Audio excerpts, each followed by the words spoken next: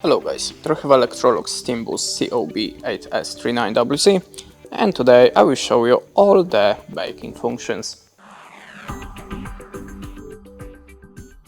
So the first one is a grill. The next one is a turbo grilling. There we have a true fan cooking, frozen foods,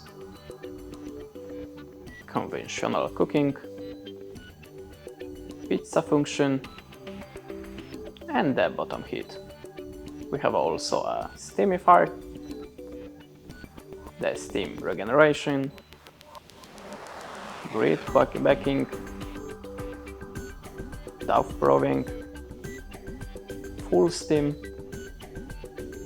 humidity high, and the humidity low. And that's it. Thanks for watching, leave us a like, recommend, and goodbye.